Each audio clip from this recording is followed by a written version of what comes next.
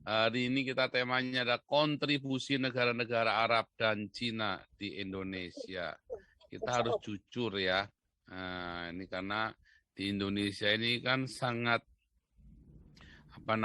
sangat getol dengan namanya Arab ya. Sekarang ini Arab ini benar-benar menjadi pujaan, pujaan orang-orang Indonesia. Saya berharap Pendeta Jimmy Sun tidak memuja Arab. Haleluya. Tetapi mengerikan ya, bagaimana negara-negara Arab ini begitu berdampak bagi Indonesia, dikagumi, dicintai, ya. Padahal banyak perempuan-perempuan Indonesia yang pergi ke negara Arab dilecehkan, diperlakukan sebagai binatang, ya, diperlakukan seperti binatang. Ya, kalau diperkosa itu udah jadi budak seks karena di sana memang dilegalkan ya, perbudakan seks itu diizinkan. Ya, Amerika sempat protes mau boikot ya, tahun kemarin mau boikot KTT G20 itu, tapi akhirnya entah kenapa bisa jadi, tapi sudah mau diboikot itu sebetulnya. Nah, ke Cina ya sama saja, tapi beda, sama saja tapi beda. Bedanya di mana? Belum ada orang TKW yang ke Hong Kong atau ke Taiwan ya yang dianggap Cina, negara-negara Cina itu maksudnya kan negara-negara itu ya negara Cina itu sendiri baik Hong Kong maupun Taiwan belum ada TKW yang diperkosa kemudian majikannya bebas begitu saja. Oh ditangkap ya, oh dipenjara. Yang di Hong Kong itu udah pernah ada ya, dikasuskan itu. Beda kalau di Arab. Wah, di Arab Anda diperkosa, lapor malah Anda masuk penjara. Malah gebuki sekalian, dipancung sekalian. Wah, repot. Nah, tapi kontribusinya apa sih negara-negara ini kepada Indonesia, negara-negara Arab ini? Hampir tidak ada. Ya, hampir tidak ada. Kontribusinya hanya agama saja. Hanya melakukan penipuan agama terhadap Indonesia. Serem, saudara. Dan Anda suka ditipu. Nah, ini yang ada di live Zoom, di live YouTube. Ya, apa pertanyaan kontribusi negara Arab bagi Indonesia apa sih? Anda sadar nggak? Ya, satu kontribusinya adalah sperma. Ya, anak TKW itu pada hamil. Kedua kontribusinya itu adalah pembodohan lewat agama. Ya kan? Yang ketiga kontribusinya apalagi? Satu sperma, anak-anak yang lahir, ya kan, tanpa ayah. Dua pembodohan lewat agama, diperbodoh. Ketiga terorisme. Di pelatihan terorisme dibangga-banggakan. Tentu saja yang keempat kontribusinya adalah obat kuat. Tapi obat kuat sekarang punyanya yang terkenal bukan dari Arab ya, tapi dari Akyong itu ya, yang di pinggir-pinggir jalan itu Akyong. Abun Akyong yang pinggir-pinggir jalan itu yang jual obat kuat itu ya. Nah, sekarang yang terkenal dari Cina, Arab pun udah nggak terkenal lagi.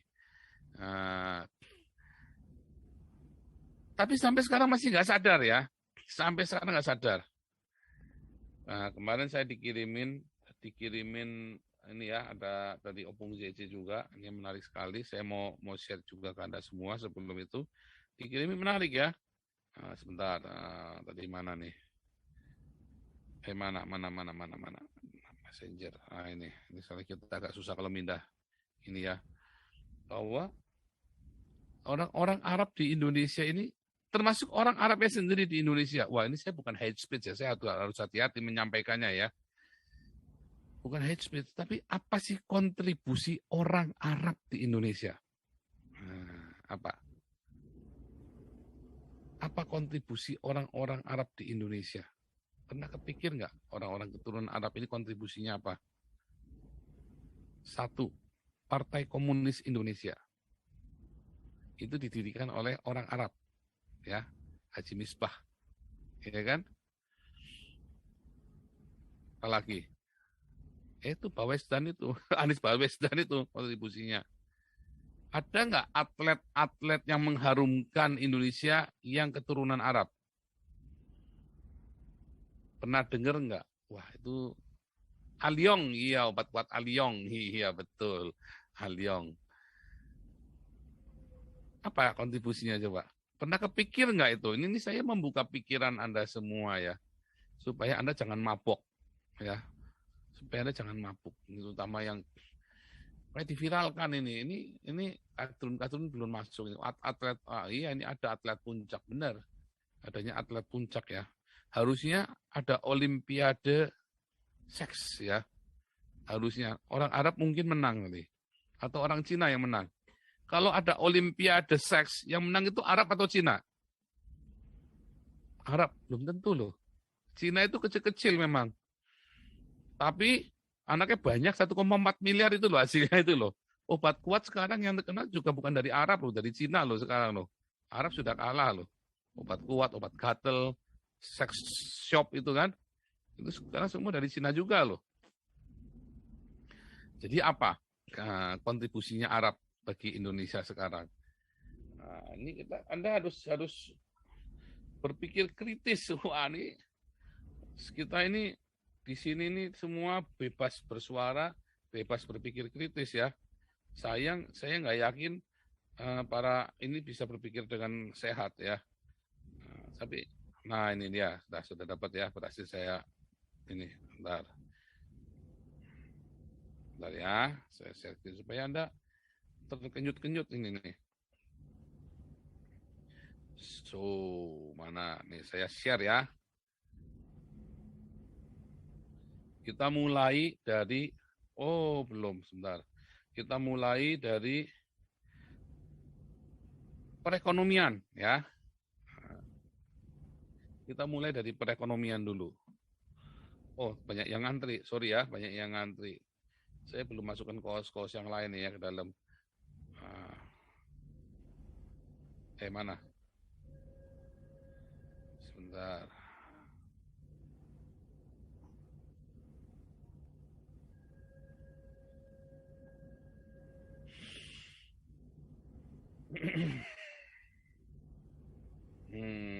Saya share screen. Wah, ini langsung kita ini ya. Wah, kita ini channelnya istimewa ya. Apa saja kita bisa ngomong ya. Nah, saya share ke Anda semua. Lihat ini ya. Negara, daftar negara, dan ini dari CNBC ya. CNBC bacanya. Daftar negara dan lembaga paling doyan beri utangan kepada Indonesia. Ya, satu Singapura. Ya. Lihat ya, miliar ya. Jumlahnya itu miliar. Singapura itu jumlahnya miliar. Ya, bentar ya, sebentar. Nah, Singapura itu 58,7 miliar US dollar. Jepang 29 miliar dolar. Cina 16 miliar dolar. Singapura sendiri penduduk mayoritasnya keturunan Cina ya, mayoritasnya. Amerika 15 miliar. Hong Kong 13 miliar. Jadi kalau di total Cina sama Hong Kong ini jadi 29 atau 30 miliar, lebih gede dari Jepang ya. Jadi nomor 2. Cina dan Hong Kong ini jadi nomor 2 kan kalau di total kan, jadi 30 miliar. Bayangin 30 miliar dolar. Ya. Arab di mana? Arab. Nah, ini kan tadi urutannya Jepang. Ini yang dari Lokadata ya, dari Lokadata. Sorry, ini tahun 2020 ya, yang ini ya Jepang 12 miliar, 3 miliar. Ini per Agustus artinya belum selesai ya. Di tengah tahun ini Jerman. Jadi kali 2, anggap aja kali 2. Jerman 3, saudara ini apa ya? Negeri pemberi pinjaman. Ini belum selesai ini ya, datanya ini belum selesai nih. Karena cuma juta ini. Salah ini ya. Salah ya, ini nggak bisa dipakai, ini datanya belum selesai. Nah ini yang bisa dipakai nih ya. Singapura 7 miliar, Jepang 4 miliar, Tiongkok 1 miliar. Ini tahun ya. Belanda masuk loh ya. Tiongkok sama Hong Kong kalau jadi satu total jadi 3 miliar. Ya. British Virgin Islands 1 miliar. Malaysia masih mending 800, Korea 700. Arab Saudi ditanda tanya. Ya, 10 negara yang paling berinvestasi. Ini investor ya. Kalau tadi kan pemberi utangan, nah sekarang investor. Investornya 7 miliar ya, miliar semua nih ya. Singapura, Jepang, Tiongkok, ya. Belanda termasuk ya, invest banyak 1 miliar.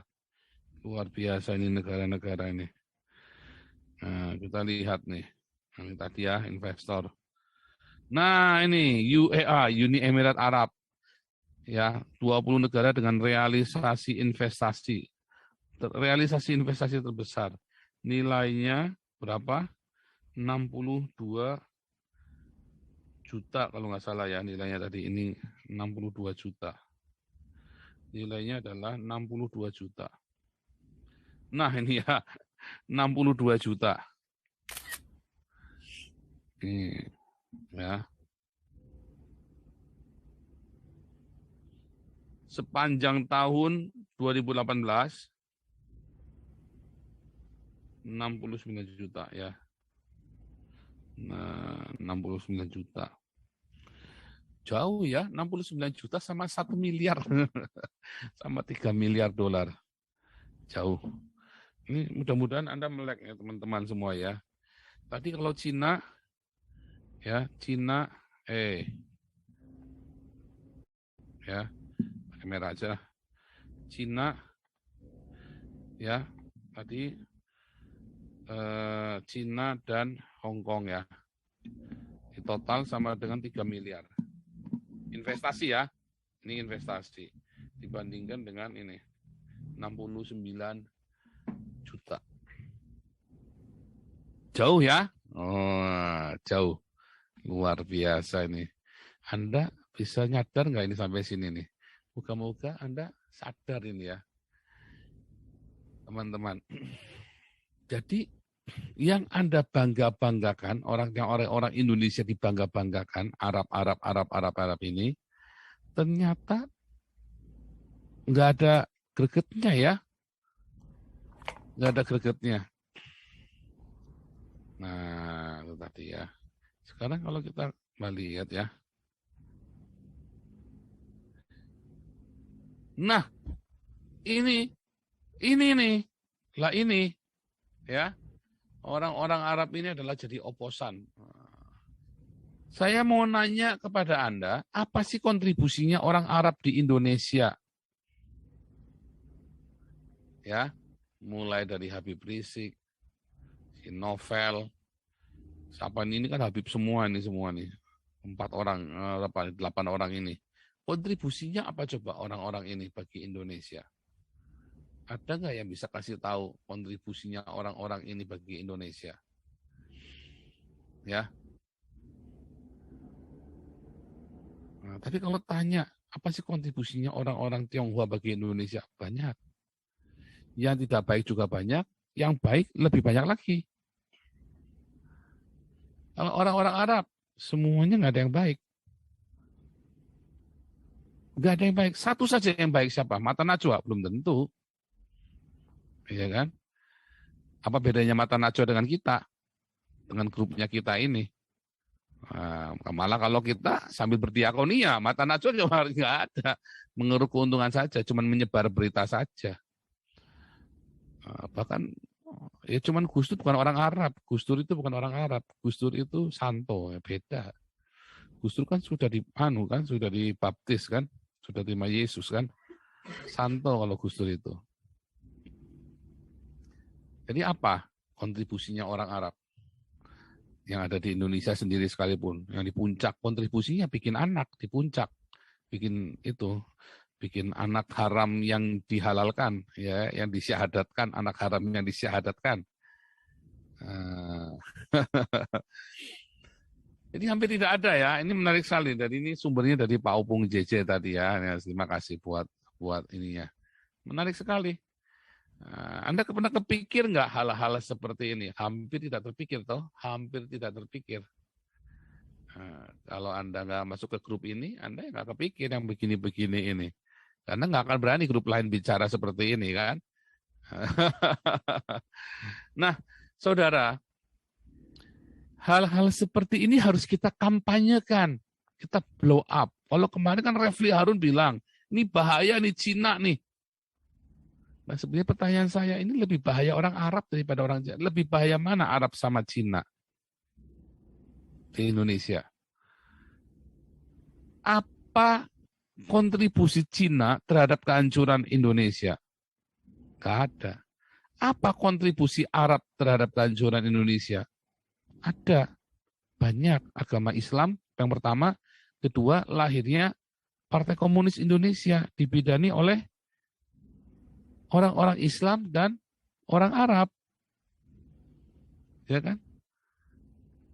Jadi apa kontribusinya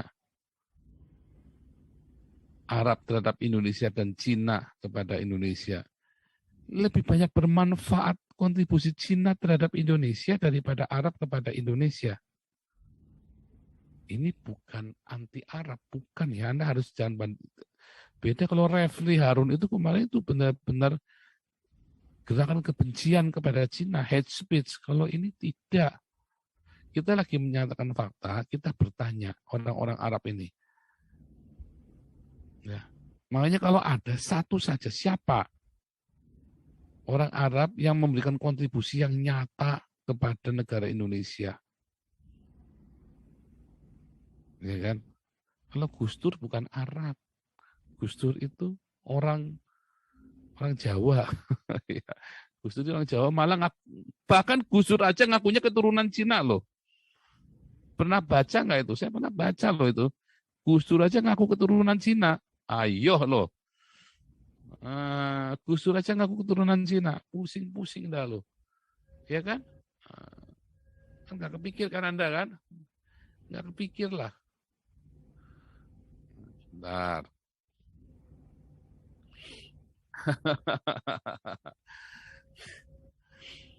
Orang Arab aja nggak percaya sama Arab, bener ya Julian. Orang Arab saja nggak percaya sama Arab. Ya, orang Arab aja nggak percaya sama Arab. Ya. Ini ada bagus lagi ya dulu Pak Hendro Priyono. Pak Hendro Priyono aja muak lihat orang Arab karena nggak tahu diri. Bener ya, dulu saya pernah baca di Detik itu ya, Detik 20 detik aja jengkel banget sama orang-orang ini. Ini belagu juga nih orang-orang ini katanya Pak Hendro Priyono ya.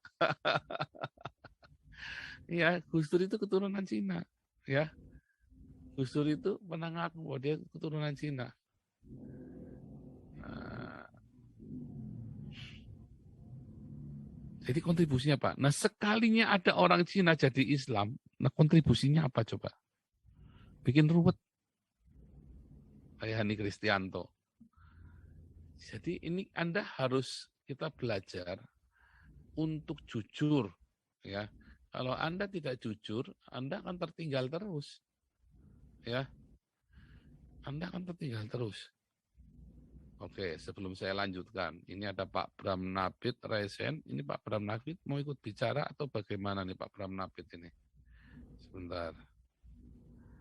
Silakan Pak Bram Nabit sama Pak Victor Mandayo ini.